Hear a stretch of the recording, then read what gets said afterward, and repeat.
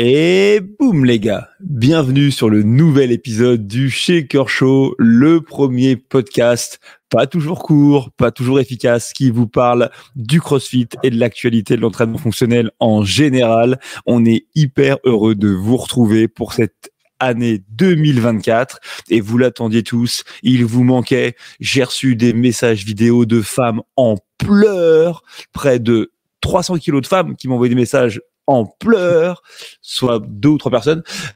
En tout cas, il vous manquait, il est là. C'est le grand retour de mon comparse Gauthier. Ok, Gauthier, comment tu vas? Ça va super bien. Écoute, je pense que tu as commencé sur les mêmes bases solides qu'en 2023, donc ça me plaît. Je pense que le podcast va bien partir. Et là, j'ai déjà dit plus de mots que sur le dernier épisode avec Mims, tu vois. Donc, ah oui, pour ceux qui n'ont pas vu l'épisode avec lui, c'est absolument incroyable sur toutes les raisons qui font que le CrossFit va être mortel en 2024. Apparemment, l'une d'entre elles, c'était que Gauthier allait perdre le don de la parole. Mais en tout cas, voilà, mais t'inquiète pas. On est parti sur les mêmes bases parce que de la même manière que je parle de poids, j'aurais pu dire qu'à nous deux, on cumule même pas 3 points de quotient intellectuel, tu vois, ça n'aurait rien changé. Le principe du podcast. Non, ça certainement pas. Il y a un mec que j'ai croisé à Nîmes d'ailleurs. Il a posté sur Threads, cette nouvelle plateforme pleine de bienveillance, son snatch à 120 kilos. Et il a dit qu'est-ce que vous en pensez? Et moi j'ai commenté, j'en pense que c'est 13 kilos plus lourd que le truc le plus lourd que j'ai jamais snatché. Donc bravo. Ouais, c'est déjà pas mal, hein. C'est déjà pas mal. Et complètement. En tout cas, si vous êtes des nouveaux sur le podcast, vous le savez, c'est un podcast où on essaye de pas trop se prendre au sérieux, où on dit beaucoup de bêtises, mais où en tout cas on partage beaucoup de choses sur quelque chose qui nous passionne. C'est la méthodologie CrossFit et notamment la manière qu'on a de la vivre dans les box et aussi parfois sur le terrain de la compétition. Avant d'attaquer sur l'épisode d'aujourd'hui, je voudrais juste prendre le temps une nouvelle fois, puisque vous nous accompagnez cette année encore, de remercier notre partenaire Wodengo. Prépare-toi Gauthier, tu vas avoir le seum, parce que ceux qui auront la vidéo vont se rendre compte du magnifique suite. Exactement. Donc Wodengo, si vous connaissez pas, c'est une marque d'équipement. Il a neigé à Paris. Il a neigé à Paris, il n'a pas neigé qu'à Paris, il a neigé en Suisse également, très cher ami. Je me suis pris pour un Laproste au Trophée Andros.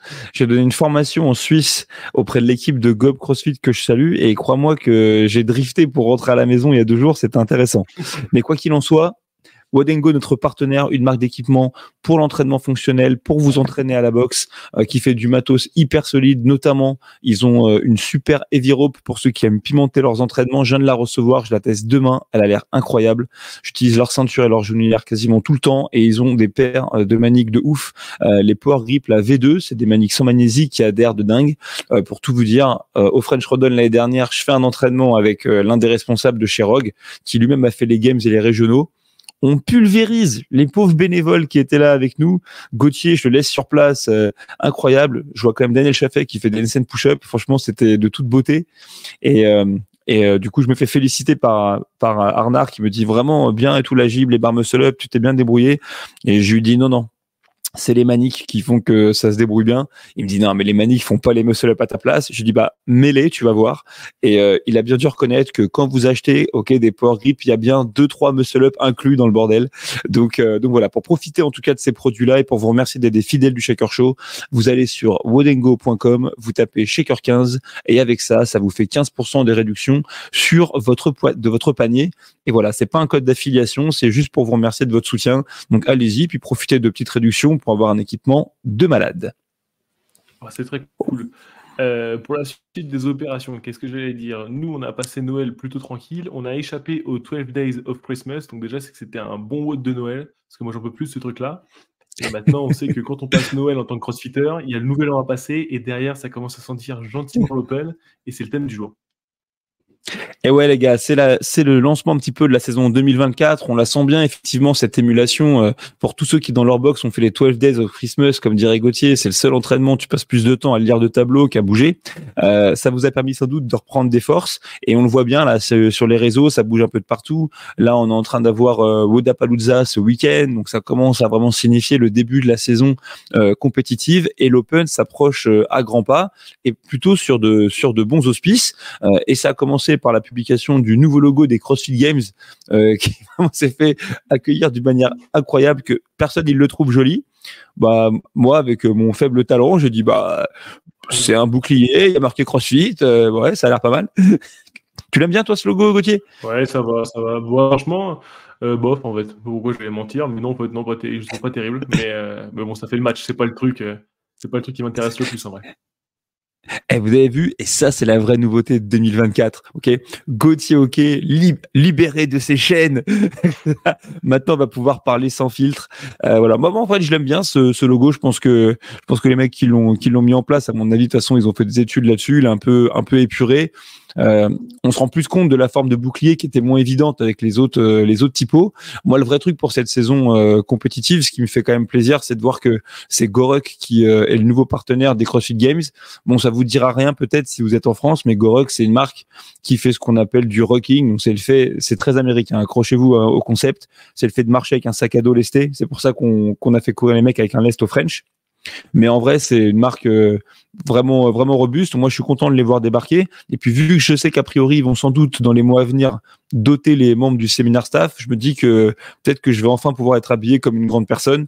Et maintenant que j'ai une coupe de cheveux de grande personne, bah, je serais ravi d'avoir la livrée qui va avec, tu vois, pour tout te dire. Et donc, franchement, si vous n'avez pas acheté un maillot matos, c'est cool. Et puis, si vous savez pas quoi faire de votre PEL, franchement, achetez un sac. C'est pour pouvoir vous débrouiller avec ça. C'est du bon. Et si vous savez pas quel sac choisir, allez voir la chaîne de Raph pour savoir quel sac choisir. Ah ouais, on vous mettra une référence. On a un pote à nous qui est aussi formateur pour CrossFit, qui a un grave problème psychologique. Il est passionné de sac à dos, donc il connaît même le nom des poches. D'accord? Est-ce que tu sais ce que c'est que alors, regardez, question de culture générale. Qu'est-ce que le CAP? À part la programmation de CrossFit, j'avoue que j'en ai aucune idée. C'est une bonne réponse, Gauthier. Ok, le CAP, c'est le CrossFit Affiliate Programme. Maintenant, qu'est-ce que une CAP?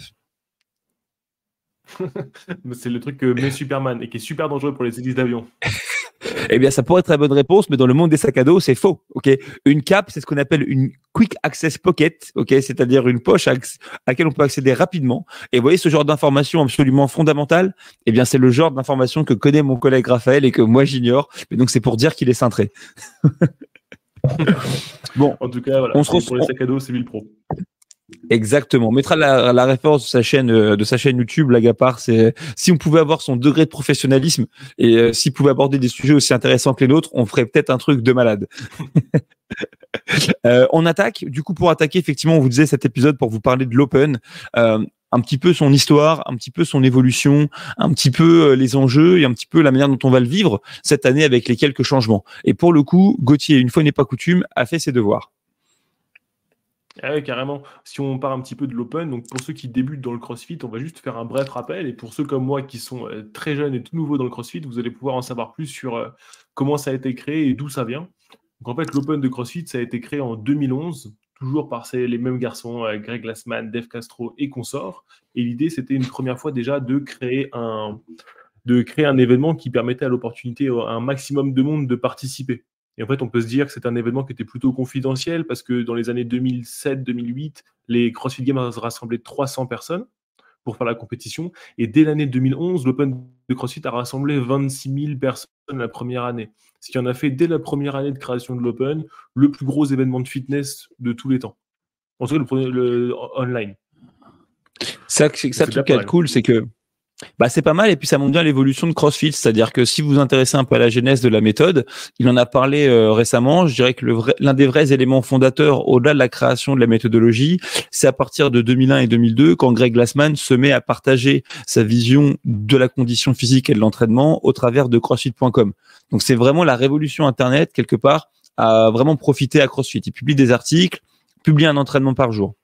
Les gens qui s'intéressent à la méthodo peuvent donc avoir accès à ces entraînements et tous les jours à l'époque partagent leur score sur CrossFit.com, donc bien avant les applications, les leaderboards, etc. Et du coup, les premières éditions des CrossFit Games se font pas sur qualification, mais se font sur invitation. Donc moi, j'ai souvent rigolé en parlant de ça, en disant que c'était une invitation comme à Mortal Kombat. Et par voie de conséquence, les gens recevaient leur invitation et pour déterminer qui allait aller aux Games, et du coup, forcément, on chinait un petit peu les noms des gens qui postaient régulièrement leur score sur CrossFit.com.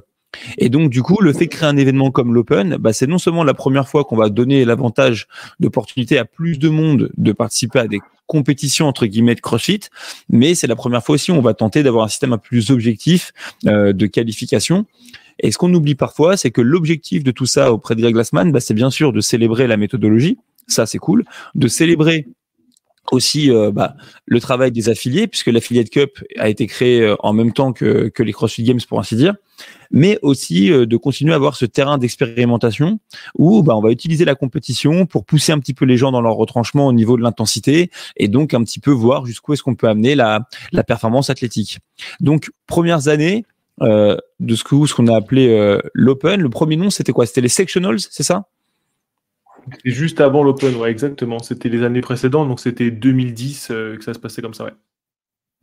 Donc là, c'était un truc de fou. C'est le système, c'est qu'à nouveau, c'était l'inauguration du fait qu'on pouvait passer des épreuves directement dans sa box. On avait une semaine, je crois, à l'époque des sectionals pour passer les épreuves, et donc on se faisait juger comme ça en direct. Et moi, j'ai connu un athlète qui s'appelle Patrick Mochen qui a fait les sectionals, mais du coup, lui, pour faire les sectionals, il a dû se rendre en Angleterre.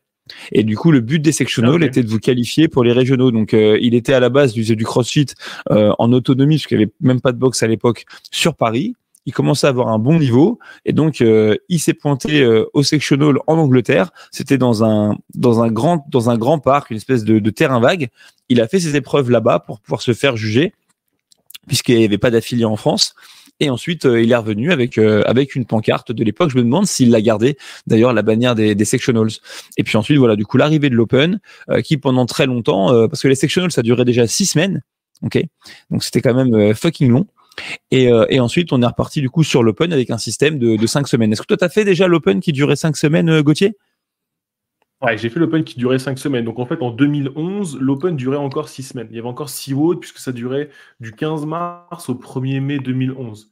Et durant cette phase-là, c'est aussi une grosse phase de professionnalisation pour CrossFit puisque c'est la première année où les Games deviennent Reebok CrossFit Games et on a le gros partenariat avec les cash price qui commencent à monter pour les CrossFit Games puisque les gagnants prenaient 250 000 $ chacun. Donc en 2011 pour CrossFit, c'était quand même, on passe d'un barbecue 3 ans avant à 250 000 $ par tête. Donc ça devient un truc un peu plus important. Et c'est aussi la première année où le CrossFit commence à être diffusé sur ESPN. Donc ça devient un événement de plus en plus professionnel et qui se démocratise puisqu'il passe à la télé. Donc ça, c'est pour la première année des Open, pardon. Et du coup, Greg Glassman en parlait un petit peu quand on lui a demandé d'expliquer un peu pourquoi l'Open. Donc déjà, lui voulait la volonté d'ouvrir le sport de CrossFit à chacun et que chacun puisse tester son fitness, comme c'est le cas dans le modèle du Hopper que vous pouvez retrouver dans le guide du niveau 1. Mais il expliquait aussi pour lui que c'était un peu un modèle sportif où à l'image des athlètes qui pouvaient, eux, monter le mont Everest et que les gens s'identifiaient à ça et suivaient les progressions de ces gens qui étaient capables de faire des choses incroyables. Et ben, c'était la même chose dans le CrossFit, c'est qu'on avait des gens dans notre box qui avaient des capacités surhumaines et qui, eux, pouvaient monter au sommet de l'Everest, à savoir faire les games avec les 40 meilleurs. Et nous, on allait s'identifier et pouvoir soutenir notre champion de notre box. Propre. Donc tu vois, moi ce qui m'a surpris quand j'ai commencé à regarder un petit peu les messages, on regardait ensemble des vieux posts sur le site de CrossFit Santa Cruz qui date de 2011, c'est que déjà à cette époque-là, donc c'est 13 ans en arrière, il y a cette volonté de permettre à tout le monde dans la communauté de participer. Il y a cette notion aussi parfois de scaling qui est d'ores et déjà évoquée, même si finalement les versions scale sont arrivées bien plus tard dans l'Open, mais en tout cas il y a vraiment cette volonté de faire de l'Open un moment communautaire, un moment de célébration. Et ça c'est quelque chose avec lequel parfois on déconnecte un petit peu, alors que c'est pourtant la partie centrale et que c'est le truc qui fédère aussi toutes les boxes du monde chaque année. C'est cette participation à l'Open où tu dis tiens, tu viens à un entraînement que tous les passionnés de CrossFit comme toi, tous les gens que ça amuse d'être devant le tableau blanc vont avoir l'opportunité de vivre. Et d'autant plus que tu vois bien l'évolution des chiffres, parce en 2011, on avait 26 000 inscrits, et tu vois qu'en 2015, il y avait seulement 273 000 inscrits à l'Open. Donc c'est pas mal comme progression. En 4 ans, ça a fait un peu de monde inscrit. En 4 ans, ça a multiplié par 10. C'est marrant, tu peux me redonner le chiffre de la première édition de l'Open? 26 000 personnes. Ok, tu sais à quoi ça correspond? Grosso modo, ce chiffre, je pense à 1000 ou 2000 personnes près, ça représente aujourd'hui le nombre de participants de l'Open en France. Tu vois, je crois sur l'année de 2023. Donc ça montre bien un petit peu l'évolution des choses.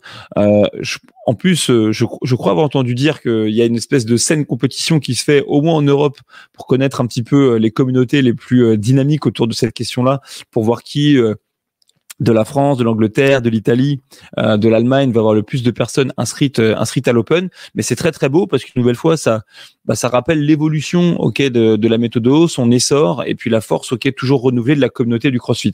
Donc une nouvelle fois, l'Open a aussi subi des évolutions à plusieurs niveaux. Première évolution, c'est-à-dire que ce discours qui existe du coup depuis 2011 de Greg Glassman qui veut faire de l'Open un moment de célébration globale, une opportunité pour toute la communauté CrossFit des différentes boxes de se réunir, subit une première évolution lorsqu'on commence à instaurer de mémoire à partir de 2018 peut-être des versions adaptées, des versions scaled, des WOD de l'Open, et où vraiment, même lors des shows qu'on fait pour présenter l'Open, on essaie d'avoir non seulement des athlètes qui sont élites, mais aussi des représentants de la communauté au sens plus global, des athlètes moins conditionnés, des athlètes de différents âges, et plus que des champions. Ça, pour moi, c'est un moment quand même phare, parce que même si on reste encore sur un format de cette partie de la compétition de l'Open qui est assez lourd, 5 semaines, des WOD annoncés systématiquement, grosso modo à 2h du matin. Donc, parfois, un peu plus dur pour les Européens de se lever, de regarder quel est le WOD du jour, de voir comment est-ce qu'on va le mettre en place le vendredi à la boxe. En tout cas, c'est un premier moment très important pour moi d'ouverture où Greg Glassman, en fait, a renoué avec les racines de la méthode pour dire oui, il y a le CrossFit, il y a le sport de CrossFit qui est magnifique, mais l'Open, en plus d'être la première étape de cette compétition pour aller aux Games, c'est aussi et surtout un moment de réunion, pour l'ensemble des membres de la communauté. Et ça, je pense, si vous êtes honneur de boxe ou si vous êtes coach, c'est aussi quelque chose avec lequel on doit renouer parce que dans les box, parfois, lorsqu'on a des gens qui sont moins sensibilisés à l'importance de l'Open, l'une des phrases qu'on va entendre, c'est ouais, moi je suis pas prêt pour l'Open, mais pourquoi est-ce que je vais le faire? Parce que je serai pas forcément bien classé, etc. Alors qu'une nouvelle fois, c'est pas la question du classement par rapport au reste du monde, parce que le niveau des athlètes aujourd'hui, les tout meilleurs est tellement incroyable, mais c'est aussi l'opportunité de voir, tu vois, où on se situe, dans quelle direction on va. Tu vois, je reviens de Suisse, donc comme je te disais, là où j'ai joué au Trophée Andros, et j'ai rencontré un monsieur qui s'appelle Philippe, qui a 60 ans, et qui a envie de s'entraîner sérieusement. Donc il était avec un entraîneur de niveau 3 qui s'appelle Léo, que je salue, qui était en train de faire son premier rendez-vous pour peut-être démarrer un suivi un peu plus personnalisé en plus des WOD de la boxe. Et donc je lui dis tiens, donc tu vas faire des tests et tout. Il me dit c'est quoi ton objectif? Il me dit mon objectif c'est de progresser, c'est de refaire le French Rodon sans doute en master. Là j'ai 59 ans, mais du coup l'année prochaine je vais être en 60 plus. Et tu vois, et il met un peu de temps, tu sais, à me cracher sa valda, mais il me dit non, mais c'est vrai que si j'avais une petite chance d'aller faire les games en 60 plus, quand même je serais content. Et je lui dis écoute, il y a pas de problème, c'est cool. Je donne les coordonnées de Christian Galli pour qu'ils puissent un petit peu se parler entre eux, s'envoyer des lettres écrites au plumier, tout ça, des trucs comme ils font là, ou se passer des coups de téléphone avec des fils, des télégrammes. Pip, pip, pip, pip, pip, pip, pip. Un truc en morse. Mais en gros, ce qui avait d'hyper intéressant, c'est que je disais, de toute façon, en vrai, que le mec il se qualifie ou pas aux games un jour en 60 ans et plus, ça a pas tant que ça d'importance. Ce qu'il y a de cool, c'est que tu disais c'est bien, à partir du moment où le mec il va être dans cette dynamique là, il va être dans l'Open, ça va l'inciter à s'entraîner, et puis peut-être qu'il sera jamais dans le top 40, qu'il l'amènera à aller au CrossFit Games, peut-être qu'il fera un jour un top 200, un top 100, et qu'il se rendra compte en fait en vérité de ses progrès. Et si c'est un top 10 000 puis un top 1000, c'est la même démonstration. Et donc véritablement, ce qui est très cool avec l'Open, c'est que ça inscrit l'entraînement dans une démarche moyen ou long terme. Tu vois, moi j'ai fait toutes les sections de l'Open depuis de mémoire 2012, et je compte pas m'arrêter. Pour autant, j'ai aucune ambition, tu vois, compétitive, mais simplement je suis content de me rendre compte que j'essaie de me bagarrer pour rester en forme, etc. Et parfois dans un univers où ce qu'on fait peut parfois manquer un peu de sens, et des fois on va essayer de compenser ce manque de sens, notamment au travers de la programmation, tu sais, en faisant des choses très chiadées, en voulant créer des cycles, alors que le CrossFit c'est quand même fondamentalement des entraînements constamment variés. Donc cette préoccupation ne devrait pas être si importante que ça pour la grande majorité des athlètes. Et donc, du coup, l'Open, c'est quand même un truc, quand tu t'entraînes au quotidien, que tu manges bien, où je me dis une fois par an, tu pointes, tu te la donnes sur quelques entraînements, et tu vois que finalement, tout va bien, tu vois. Tout va bien, voire même tout va mieux que l'année d'avant. Ouais, c'est clair. Je suis assez d'accord avec toi par rapport à tout ça. Qu'est-ce que j'allais dire? Bon, si on continue un peu notre historique, et ensuite on va aborder maintenant qu'est-ce que c'est l'Open en 2024. Les majeurs changements qu'on a pu voir, c'est aussi le fait que les workouts ont baissé en nombre. On a vu en 2012 5 WOD et en 2021, alléluia, 3 WOD. Parce que c'est vrai qu'on a quand même fait quelques années d'Open à 5 WOD. Le 4 et le 5, ça devenait un peu balèze. Ouais, c'est là pour moi la deuxième évolution. C'est-à-dire que la deuxième évolution au sein de l'Open, donc le premier, c'est le fait de reconnecter avec cette volonté d'amener véritablement l'Open à tout le monde, et donc il y a une communauté qui a changé. Et le deuxième, c'est effectivement de pouvoir poursuivre ça quand aujourd'hui le CrossFit est devenu un peu plus mainstream que ce que c'était auparavant. C'est-à-dire que aujourd'hui, les gens qui s'entraînent, la plupart des athlètes qui fréquentent une box s'entraînent peut-être 2 à 3 fois par semaine. Et donc, c'est vrai qu'il y avait quelque chose d'assez lourd en termes d'organisation, de travailler sur 5 semaines. C'était lourd potentiellement pour les pratiquants qui avaient peut-être du mal à se libérer spécifiquement sur le vendredi, samedi, dimanche, lundi. Et souvent, le dimanche, les box sont fermées pour faire cet entraînement-là, alors que c'est souvent des moments un petit peu de vie de famille pour les personnes qui s'entraînent de manière mesurée.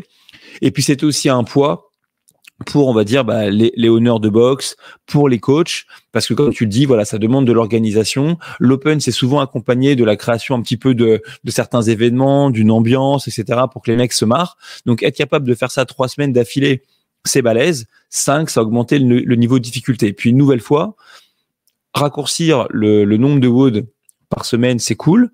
Aussi, être capable de les annoncer à des heures différentes, ça aussi, c'est cool. C'est-à-dire que les premières annonces qui ont pu se faire en Europe à des heures, entre guillemets, européennes, ça aussi, je pense que ça a changé beaucoup de choses et ça contribue sans doute à faire de l'Open aujourd'hui une expérience plus légère, plus positive et plus accessible aussi. C'est juste 3 semaines.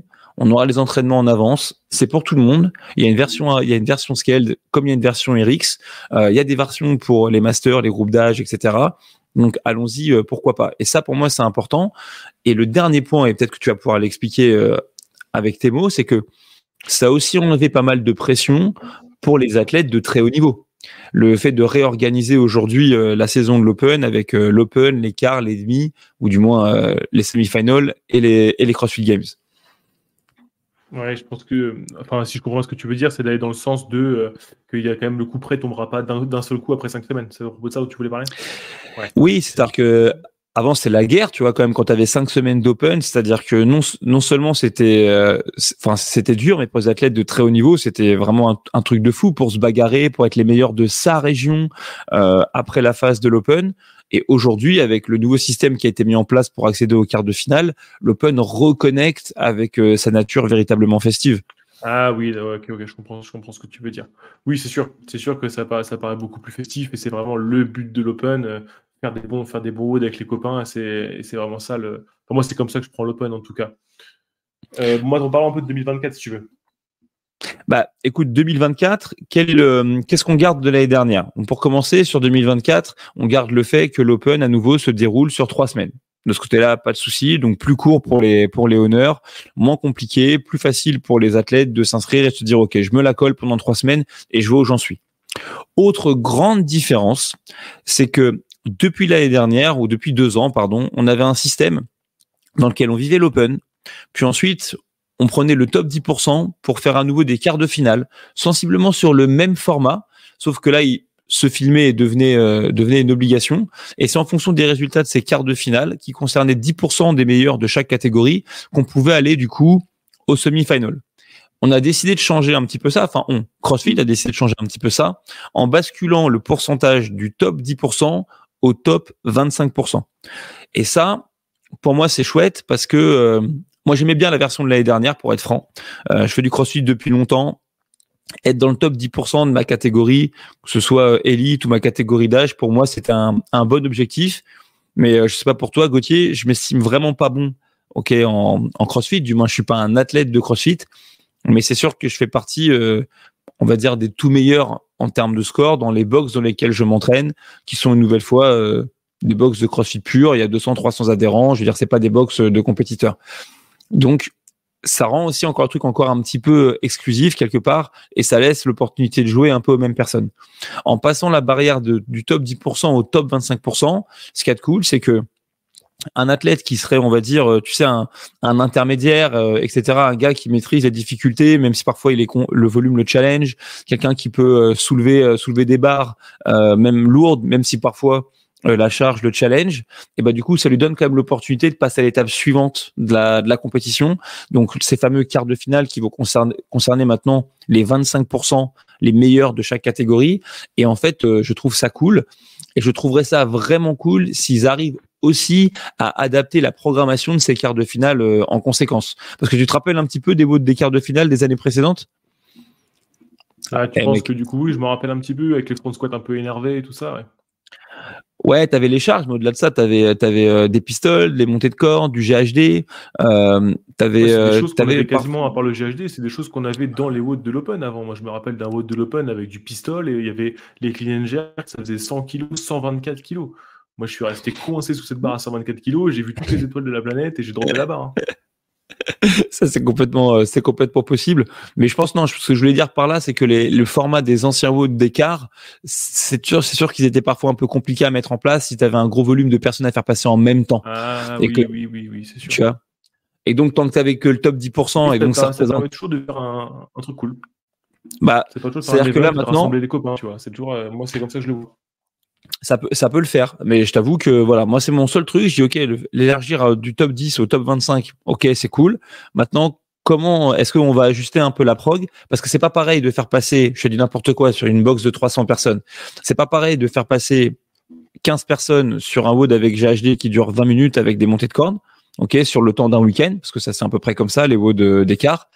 C'est pas pareil d'en faire passer 20 que d'en faire passer 60, par exemple, tu vois, pour le honneur, etc., qui doit gérer le truc. C'est plus compliqué. Exactement. Donc moi, tout ce que je me dis, c'est que les WOD soient challengeants, mais on peut y aller à fond. Au contraire, c'est archi cool.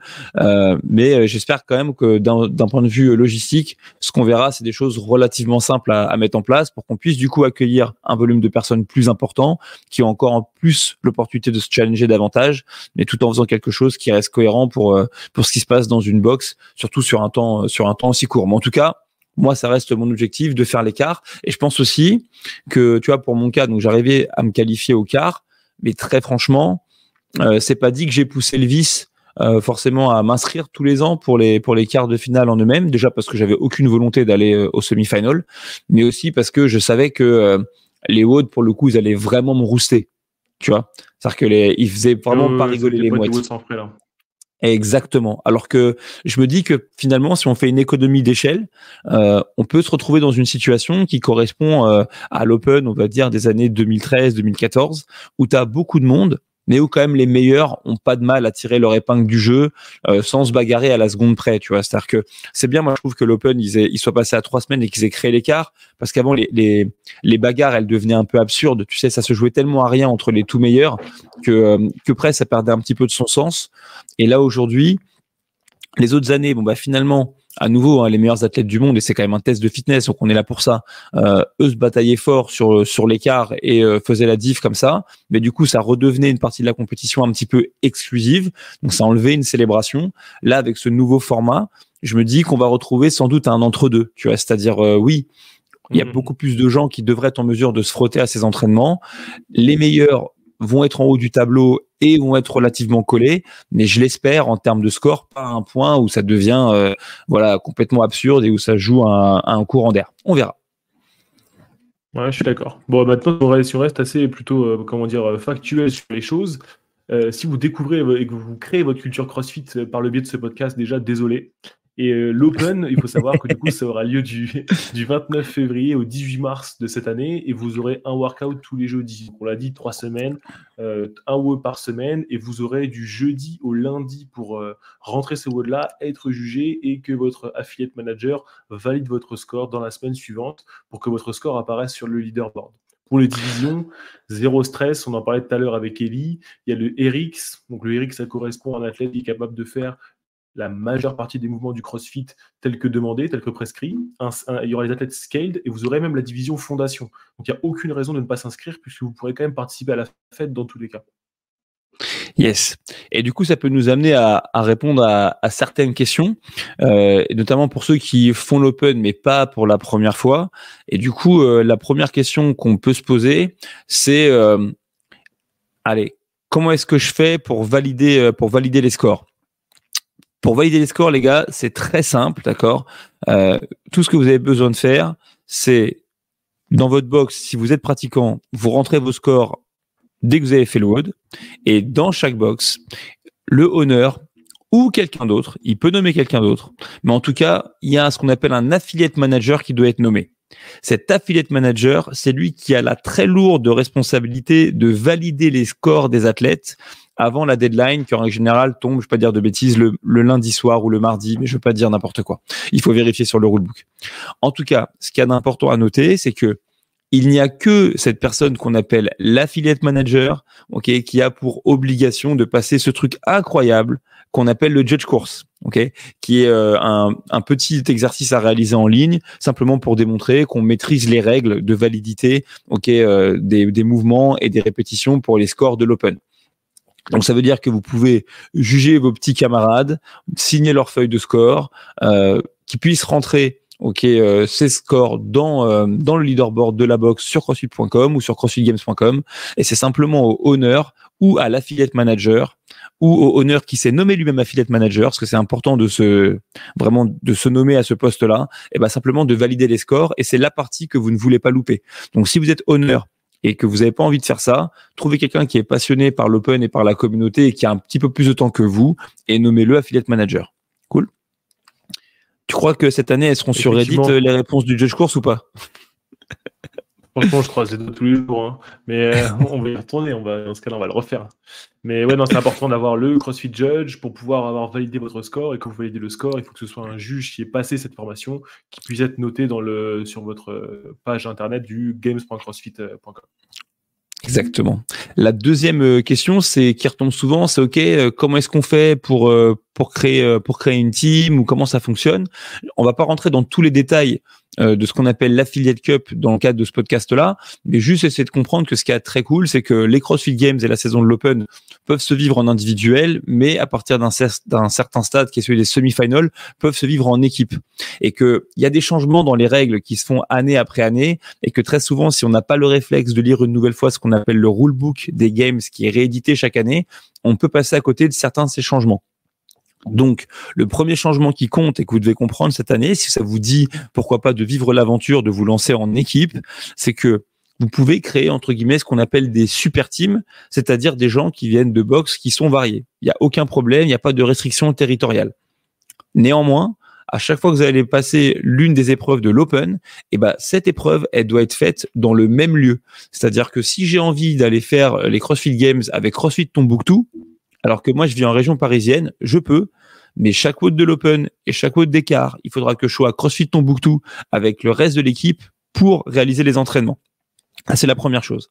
La deuxième chose, c'est que les équipes doivent être composées d'au moins 2 garçons et 2 filles, mais qu'ensuite, il n'y a pas de nombre limité. Vous pouvez faire rentrer dans votre équipe autant de monde que vous voulez. Et moi, à l'époque, on parlera sans doute de nos meilleurs souvenirs, mais c'est comme ça que j'ai pu contribuer à qualifier certaines équipes aux régionaux en 2014-2015. Mais quoi qu'il en soit, il faut que ces rosters, donc ces groupes d'athlètes, soient créés avant la fin du premier WOD de l'Open. Et ça aussi, c'est important. Ça veut dire que si vous avez envie cette année de tenter l'aventure des CrossFit Games en équipe, vous devez vraiment être dans une grosse tergiversation maintenant, parce qu'une fois qu'on aura passé le premier WOD de l'Open, vous pourrez plus rajouter ou enlever des gens au roster de votre équipe. Enlever, vous pourrez toujours, mais en tout cas, rajouter, vous ne pourrez pas. Il y a d'autres critères qui sont importants. Ces critères-là, une nouvelle fois, si vous voulez tenter de vivre ce qu'on appelle l'affiliate cup et le faire sereinement, allez sur CrossFit, ou du moins allez sur Internet et téléchargez le rulebook édition 2024 pour retrouver ces critères. Exactement. Donc, on peut créer des rosters d'athlètes, on peut créer des groupes d'athlètes qui visent la compétition. On peut surtout faire le truc le plus intéressant sur ce site internet, c'est créer des leaderboards perso avec ses potes. Et ça, on voulait en parler un petit peu ensemble, c'est de pourquoi nous, on s'inscrit à l'Open. Moi, je m'inscris pour faire des leaderboards avec mes potes et les voir me rouster chaque semaine. Ça, c'est sûr que c'est un truc qui a un vrai plaisir. Et puis aujourd'hui, là-dessus, CrossFit, ça fait plusieurs années qu'ils se sont montrés assez flexibles. Ils ont bien compris que cet aspect quand même gentil compétition entre potes, elle était importante. Et donc, pour faire simple, effectivement, vous pouvez créer, soit il y a des leaderboards qui sont tout faits. Donc, vous pouvez trouver ce qui est le plus fit en France, dans un autre pays, par catégorie d'âge, je crois même par ville. Mais vous pouvez aussi parfois le faire par occupation. Donc, il y a un leaderboard pour les forces de l'ordre, par exemple, ce genre de trucs. Mais vous pouvez créer les vôtres. Donc, moi, par exemple, à l'heure actuelle, avec Gauthier, on travaille, c'est pas un secret, sur WIS Affiliate. Donc, c'est une programmation de CrossFit pour les salles affiliées. Du moins, c'est une programmation d'entraînement fonctionnel qui est surtout focalisée sur les salles affiliées CrossFit. Et donc, du coup, je sais qu'on va avoir envie de se créer un petit leaderboard WIS Affiliate. Pourquoi pas? Parce que ça pourrait permettre aux adhérents des différentes box de rentrer leur score, de se comparer les uns avec les autres. Je dirige moi en même temps la programmation de WIS Master. Et ce matin, j'étais en train de dire sur le groupe WhatsApp, et les gars, est-ce que ça vous dirait pas on se fasse un petit leaderboard de WIS Master? On est une quarantaine, hein, on n'est pas hyper nombreux, mais au moins, ça pourra permettre de voir qui s'en sort bien, et même moi qui fais la programmation, de me dire tiens, là il y a peut-être un petit manque sur ce type d'épreuve et compagnie, et d'ajuster en conséquence. Donc vraiment, je vous incite véritablement dans votre box ou avec vos potes ou en fonction de votre profession, même si parfois c'est avec des gens avec qui vous avez perdu le contact, et créez vos propres leaderboards un peu customisés pour pas perdre le lien avec les gens avec qui vous avez peut-être partagé des choses liées au CrossFit. Ouais, carrément, c'est vraiment beaucoup. On en parle un petit peu à demi-mot, mais c'est aussi une des raisons pour lesquelles nous, on s'est inscrit à l'Open, c'est pour faire la compétition saine avec les copains. Est-ce que toi, il y a d'autres raisons qui te poussent à t'inscrire à l'Open? Franchement, si je suis complètement transparente, c'est le fait pour moi de m'inscrire à l'Open. En règle générale, quand je fais pendant la période de compétition, je suis en déplacement constamment tout le temps, tu sais, pour le boulot, et mine de rien, je passe mon temps à essayer d'inciter les gens que je rencontre en level 1, en level 2 ou en formation, là, comme j'ai fait avec All Out, à aller dans des bonnes directions. Donc forcément, en termes d'inspiration, je crois beaucoup à l'exemple. Donc je me dis, pour moi, c'est un non négociable, tu vois, de m'inscrire à l'Open. Parce que si moi je le fais pas, si moi de temps en temps je fais pas attention à comment je mange, et si moi quand je m'entraîne je fais tout sauf du CrossFit, comment je peux espérer, tu sais, que les gens ils aient envie d'aller dans cette direction qui me passionne. Donc c'est quand même la raison première pour laquelle je m'inscris, parce que je sais que quand je vais m'inscrire à l'Open, le WOD de l'Open, je vais très souvent le faire samedi ou dimanche pendant que je donne un level 1 ou un level 2, et voilà, et que donc il y aura pas d'histoire, il y aura pas de chichi. Après, je délivre ce que j'ai à délivrer. Des fois, je fais des prestations dont je suis fier. Des fois, je fais des prestations où clairement mes faiblesses sont exposées. Mais je pense que c'est un bon ego check. Ça arrive à tout le monde. Première chose. De quoi? Non. Non, mais ça va, c'est pas comme si l'année dernière j'avais dit à voix haute que j'allais faire un thruster à 120 kilos pour finalement faire un pauvre thruster à 102, tu vois. C'est pas ce genre de truc. Oui, ça arrive. Non, c'est un problème de conversion, c'est rien ça. Mais t'as vu la délicatesse de venir me voir sur le WOD 1 l'année dernière et de me voir commencer les clean touch and go parce qu'on ne pouvait paquer à cette époque-là et de rigoler sous mon nez à 30 cm à dire bah putain, t'es dans la merde, allez, je vais bosser. Bah ouais, mais c'est parce que tu devais travailler, enfin t'avais pas d'autre choix que de cycler un peu tes reps, et moi je venais juste de le faire, cet entraînement à Bordeaux, je me rappelle. Ah bah c'est sûr, je me serais fait si j'avais dû faire les reps 5 par 5, je me serais fait ouvrir. Mais en tout cas voilà, c'est la première chose, c'est pour inspirer les gens à faire de même. Aussi par plaisir, parce que ça m'amuse d'avoir du coup cette période où je suis quand même centré sur l'entraînement, où je sais pas trop un petit peu ce qui va tomber, et puis ensuite je le fais parce que ça me reconnecte avec les raisons qui m'ont véritablement fait aimer le CrossFit. C'est-à-dire que aujourd'hui, on a parfois des gens qui comprennent pas l'intérêt de s'inscrire à l'Open, parce que voilà, ils s'en plaignent parfois pour des raisons qui sont légitimes, hein, je peux comprendre. Oui, est-ce que vraiment j'ai envie de mettre 20 balles dans une bourse pour faire 3 entraînements alors que voilà, je vais aller nulle part, et c'est à chacun de prendre ses décisions. Mais moi j'ai connu, sans faire le vieux, hein, mais j'ai connu une époque où quand bien même si je veux dire, t'inscrire à l'Open, c'était ton seul moyen de faire partie un petit peu de la communauté. Il y avait pas de boxe, il y avait rien. Moi, les premiers Open que j'ai fait, je les ai fait à la Roots, dans une salle de muscu. Il y avait, pour les box, on empilait des disques, tu vois, pour trouver vaguement la bonne hauteur. On pouvait même pas trouver à la vente de speed rope, tu sais, pour faire les DU. Donc, on utilisait franchement des cordes de chez Decat. Les barres d'haltérophilie, c'était n'importe quoi. À l'époque, j'avais même pas accès à la pédagogie, tu sais, qui était là à l'haltérophilie olympique. Donc je faisais tout à la vas-y comme je te pousse. Mais j'étais très content de pouvoir me saisir, tu vois, d'un peu de ce truc, tu vois, qu'on appelait CrossFit. Et ça, c'est un truc que j'ai revu. J'en ai souvent parlé dans le podcast, mais que j'ai revu aussi avec les premières années avec le French. C'est-à-dire qu'il y avait quand même des gens un peu partout sur le territoire et parfois dans les dom-toms qui qui faisait feu de tout bois, tu vois, pour faire partie de la communauté CrossFit. Au French, une année, il y a un mec, je la raconte souvent cette histoire, mais il avait quand même fabriqué un wall ball en prenant des disques qu'il avait emballés dans du cellophane jusqu'à ce que ça fasse un ballon, parce que s'il n'était pas capable de faire ça, il n'était pas capable du coup de faire les wall ball shots et donc il pouvait pas faire les qualifs. Et en vrai, moi c'est un sentiment qui me sert toujours d'ancrage et avec lequel je reconnecte quand je fais l'open. Et c'est un peu cette passion-là que j'essaie d'inculquer aux gens que j'ai la chance de coacher quand je leur dis mais faites l'open parce que c'est le truc qui va vous mettre dans l'entonnoir, qui va vous faire connecter avec le dépassement de soi, la communauté positive, le soutien, et qui va vous faire comprendre que vous êtes, oui, dans une salle de sport, oui, dans une méthodologie un peu globale, mais aussi dans une culture, tu vois. Et le CrossFit, pour moi, c'est ça. C'est vraiment une culture autour de la nutrition, autour du sport, autour du dépassement de soi, autour de l'acceptation de l'autre et tout. Et que du coup, voilà, l'open, pour moi, c'est le truc. Je suis bien d'accord avec ça. Si on parle encore un peu de cette histoire de s'inscrire et de payer, comme on dit toujours, payer, c'est s'engager dans ce genre de choses. C'est une preuve symbolique que ça y est, pendant 3 semaines, tu vas te donner à fond, c'est une preuve d'engagement, quoi. Ah, c'est l'inverse du mariage alors. C'est ça? Ouais, je savais que t'allais faire cette blague. Je l'avais vu arriver. Mais oui, je suis d'accord avec ça. Non, mais ouais, c'est clair. Et puis, franchement, si vous avez la moindre hésitation, le moindre stress par rapport à votre inscription à l'Open, déjà, rappelez-vous que personne ne se rappelle du score de Froning de l'année dernière de l'Open. Donc, mon score, franchement, tout le monde s'en fout. Faites-le pour vous, ce truc-là. Bien qu'il y ait un leaderboard en ligne avec les copains, que les gens vont vous pousser, vous allez faire des performances dont vous ne croyez pas capable. Ça, c'est sûr et certain. Nous, des exemples dans les salles de CrossFit, de personnes qui sont surdépassées à l'Open et ont fait des choses dont ils ne se pensaient pas capables, on en a vu tous les ans. Voilà, donc c'est important. Là, franchement, venez faire l'Open, c'est vraiment cool. Si vous voulez trouver vos premiers double under, votre première pull-up, votre premier muscle-up, dans mon cas, mes premiers shuttle sprint, je pense que voilà, l'Open, c'est le moment rêvé pour ça. Et après, rassurez-vous, des moments cocasses. Premier muscle-up à l'Open, tu vois. Premier ring muscle-up à l'Open. Alors, l'échauffement de l'Open, je l'ai raté pendant le WOD, mais j'ai passé le premier pendant l'échauffement du WOD. Ouais. Je t'avoue que moi, la première année là qu'ils ont mis le WOD, qu'ils ont remis l'année dernière, tu sais, avec tout ce qu'il y avait, la calorie rameur, machin, toast to bar, et après tu termines par les muscle-up.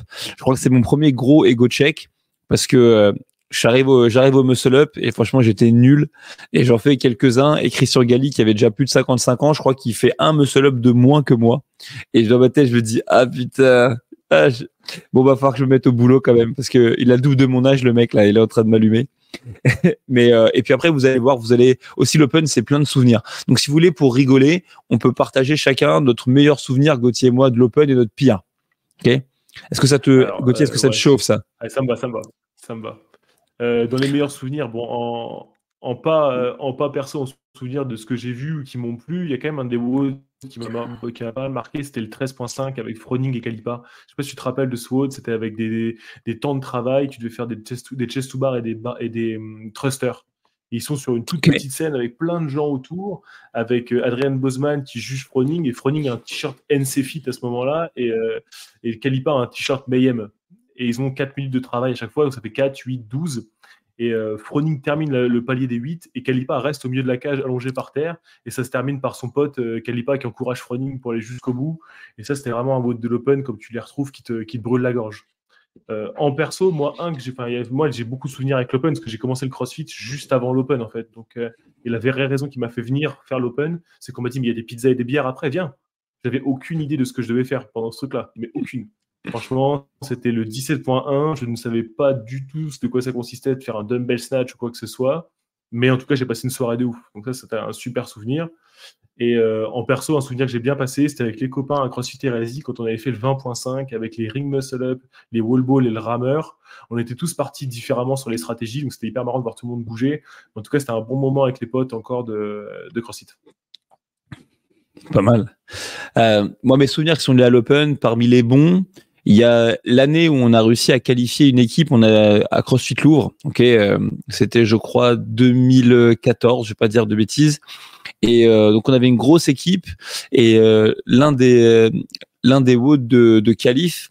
Et j'étais, je crois, avec la French. Oui, j'étais moi avec la French Invictus. Et c'est quand même l'année où CrossFit Louvre a qualifié une équipe. Mais c'est une année qui m'a apporté beaucoup de bons souvenirs parce que c'est une année où j'ai pu faire parler un petit peu mes armes. Il y avait notamment un WOD dans lequel tu devais faire des box jumps et des deadlifts et tu augmentais le poids sur le deadlift au fur et à mesure des tours. Et vu qu'à l'époque, c'était un mouvement sur lequel j'étais pas mauvais, j'avais réussi à scorer pour l'équipe pour laquelle je tirais, à savoir la French Invictus, et ça m'avait laissé pas mal de bons souvenirs. En autre bon souvenir de l'Open, en toute transparence, 2017, la venue de Dave Castro qui fait l'annonce depuis Paris, et ce moment un petit peu fou à 2h du matin, Dave Denis, Sandro Kurami et d'autres, et ils s'envoient sur le WOD qu'on vient d'annoncer jusqu'au moment où ils font descendre les voisins qui comprennent pas ce que c'est que le bordel qu'on fout dans le sous-sol de leur immeuble. Donc ça, c'était vraiment drôle. Et puis ensuite, dans mes pires souvenirs, on va pas se mentir, c'est le WOD qui fait 21, 18, 15, 12, 9, 6, 3, Thruster et Calorie Rammer. Oh là là. Ah ouais. Ouais. Ah ok. Et Thruster, Calorie Rammer. Ouais, ça aurait pu être Thruster Burpees, à mon avis, ça m'aurait rien changé. Mais en vrai, c'est mais en vrai, c'est le WOD de l'Open qui m'a toujours mis une gifle. Tu vois, donc c'est quand ils font un redoute ce truc, et toujours je le redoute parce qu'à chaque fois que je l'ai fait, j'ai explosé en vol et ça m'a amené pas mal de frustration et voilà. Donc c'est un WOD qui me fait toujours flipper. Mais heureusement, c'est parfois tu arrives à prendre quand même tes revanches. Donc si je me rappelle, est-ce que tu te rappelles de ce WOD de l'Open dans lequel tu devais faire des burpees et des snatchs et la barre elle augmentait, etc. au fur et à mesure? Ça te parle, ça doit être 2013. Tu vois, ce WOD là, par exemple, c'est mes premiers snatchs à 70 kilos. Tu vois, donc c'est des moments qui restent un petit peu marquants. Les trucs que tu te rappelles, exactement. Ouais, carrément. Moi, c'était ça aussi. C'est l'Open, c'est les premières barres. J'ai cleané 100, je pense, la première fois sur un WOD de l'Open, celui avec les burpees et les dumbbell squats. Et après, tu te fais faire ton clean. Tu vois, donc c'est, ça me surprend pas. Et même chose, là, j'ai fait, l'année dernière, j'ai fait une vidéo là pour WOD Move avec Johan Gigor et on avait refait un des WOD de l'Open. Et c'est marrant que c'est un WOD que j'ai fait plusieurs fois et que je me suis cassé les dents dessus plusieurs fois. Et donc bien plus tard, parce que du coup, quand on a fait cette vidéo, j'avais 38 piges. Et je me suis retrouvé à faire un meilleur score que quand j'étais plus jeune. Tu vois, grâce à Victor que je salue, qui a depuis d'ailleurs ouvert sa box. Donc voilà, c'est plein de souvenirs l'Open. Du moins sur certains aspects en tout cas. Mais en attendant, voilà, l'Open c'est ça, c'est l'opportunité de se créer des souvenirs, d'inscrire un petit peu sa progression dans le temps, de rester engagé sur le long terme, de soutenir les autres. Et donc véritablement, ça va démarrer dans pas très longtemps. Inscrivez-vous et en même temps comme ça vous ferez partie de cette petite aventure qui va se prolonger cette année en France pour les demi-finales au French Rodon. Ce sera à la mi-mai et ça c'est quand même un truc assez historique sur lequel on aura l'occasion de revenir. Mais cette année, le French Rodon va être du coup qualificatif pour les CrossFit Games. Les demi-finales auront lieu chez nous en France et donc c'est cool de se dire qu'on a fait en partie l'Open, peut-être qu'on a fait l'écart et qu'on se rend compte véritablement du niveau des athlètes qui vont venir s'affronter sur le floor. Et puis si jamais on a fait l'Open ou l'écart et qu'on s'est cassé un petit peu les dents dessus, la bonne nouvelle aussi c'est que ce week-end il sera très interactif puisque en parallèle de la compétition officielle pour les CrossFit Games, vous aurez toujours le French Rodon traditionnel, ce qu'on a appelé cette année la compétition de la communauté, qui devrait vous permettre de vivre une compète haute en couleur. Ça sera pas une sous-compétition, ça va être 2 gros événements de salopards qui vont se tenir côte à côte. Et croyez-nous, on travaille beaucoup là-dessus et on a beaucoup de surprises directement dans nos poches à vous partager dans les semaines et les mois qui viennent. D'ailleurs, il est encore temps de vous inscrire si vous voulez participer aux qualifications du French Rodon de cette année. Vous pouvez encore aller sur le site internet du French. Vous avez différentes catégories pour différents niveaux. Donc, même si vous n'allez pas au quart et que vous n'allez pas au demi, inscrivez-vous. Il y en a pour les teams, il y en a pour les indives, il y en a pour tout le monde. Donc, rejoignez ça parce que ça va être un événement de dingue. Bon, pour clore ce podcast, je t'ai préparé un quiz spécial Open. Est-ce que tu es prêt ? Ah ouais, franchement, ça va être glorieux, je le sens. Vas-y. On va tester les capacités, on va tester les connaissances CrossFit. Jouez chez vous, il n'y aura pas beaucoup de questions. Vous êtes prêts ? Ok, la première question que j'ai à te poser, c'est quelle personne a gagné le plus de fois l'Open chez les garçons ? Je dirais Rich Froning. Rich Froning. Et il y en a un autre. Est-ce il est ex-aequo avec Matt Fraser ? Ils sont ex-aequo, ils ont gagné 3 fois les Open chacun. Les monstres. Pas trop mal. Ce qui est pas mal. Pas trop mal. Ok, maintenant, seconde question. Quel athlète a gagné le plus d'events de l'Open depuis la création de l'Open ? L'athlète qui a gagné le plus d'events ? Ça, paradoxalement, je pense pas que ce soit Rich ou que ce soit Matt. J'essaie de trouver ça. sais pas. Ça peut être une athlète aussi. Hein. Ça peut être une athlète. Ah bah Tia alors. Ouais. Alors, tu valides, c'est ton ultime bafouille? Bah ouais, Tia Claire Toumi, je pense que c'est mon ultime bafouille dans ce cas-là. Alors, ce sera Sam Briggs. Ah, fuck! Ah, mais pas étonnant parce que. Sam Briggs, elle a gagné 11 fois, elle a gagné 11 events au Games, 11 events de l'Open. Et chaque année, en fait, elle a gagné un event. À chaque fois qu'elle a fait l'Open, elle a au moins gagné un event. Tu vois, ça c'est intéressant, tu vois, et c'est marrant parce que tu vois, Samantha Briggs, c'est pas surprenant en fait que ce soit elle qui soit en tête de ce classement-là, parce que Samantha Briggs, même si elle a été très forte, elle a gagné les CrossFit Games une année, c'est quand même une athlète très polarisée autour du cardio et de la résistance cardio, et quand même l'Open, notamment tant qu'il y avait 5 épreuves, c'était quand même quelque chose qui testait beaucoup la capacité à déplacer des charges plutôt légères et le cardio et la résistance. Donc ça me surprend pas, mais en tout cas, 11 events de l'Open, bravo. Ouais, c'est une sacrée longévité, parce qu'à chaque fois qu'elle a participé à l'Open, elle a au moins gagné un WOD. Donc c'est quand même sacré. Et pas sur nos leaderboards perso, hein, sur le vrai leaderboard. Allez, la troisième question. Quels sont les mouvements les plus représentés à l'Open depuis le début? Oh bah je pense rameur, thruster. Il y en a que deux. Ouais, j'aurais dit ces deux-là.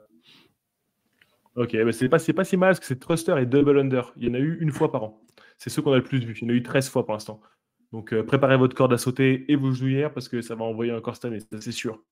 Et le dernier WOD, la dernière question, quel était le premier WOD de l'Open? Oh. Si, c'est pas 7 minutes de burpees. Et c'était l'année suivante. C'est 30 double under, 15 power snatch à 35 kg et c'est un AMRAP de 10 minutes. De toute façon, la première année de l'Open, il n'y avait que des AMRAP. Il y avait quasiment que des AMRAP. Sur les 6, il y avait un seul WOD, c'était un 4 time. Parfait, tu vois, comme ça on peut croire qu'on est cultivé dans le monde du CrossFit, en fait pas du tout. Mais c'est pas mal ça, 30 double under et 15 power snatch à 35 kg. Tu dois faire le maximum de poids en 10 minutes. Est-ce que ce serait pas un petit WOD à mettre dans l'Open Prep de WIS Affiliate là, histoire de reconnecter avec un petit peu la culture du CrossFit? C'est possible. Bon, je pense qu'à mon avis, celui-là il va être élu. En tout cas, franchement, c'est un EMOM celui-là. Oui, c'est ça. Au moins sur 2 minutes. Les 2 premières minutes, c'est un EMOM. Ah bah oui, voilà. Bon, en tout cas, c'était très cool de parler de l'Open avec vous, de pouvoir en discuter un peu. Vous l'avez compris, hein, comme d'habitude, on conclut cet épisode avec des recommandations, mais cette année, les recommandations pour ce épisode vont être simples. Notre recommandation est inscrivez-vous à l'Open, comme ça, on peut faire une fête. Est-ce que peut-être on se ferait pas un petit leaderboard The Shaker Show tant qu'on y est? On peut faire. À chaque fois qu'on augmente la taille des leaderboards, mon nombre de places va commencer à baisser, surtout sur des auditeurs comme Maximin. Putain, je suis foutu. Ah ben t'inquiète, tu auras encore l'opportunité de me mettre une pile. Donc si vous avez envie de faire tomber la tête de Gauthier Hockey ou bien la mienne, pardon, et ben rendez-vous sur crossfit.com et sur le site des games quand vous rentrez vos scores, tapez le leaderboard The Shaker Show et d'ici au premier WOD de l'Open, on aura créé le leaderboard. Une nouvelle fois, merci beaucoup de nous avoir rejoints sur le premier épisode de l'édition 2024. L'année va être belle. Moi, je vous dis à tout bientôt. Ciao. Ciao les gars.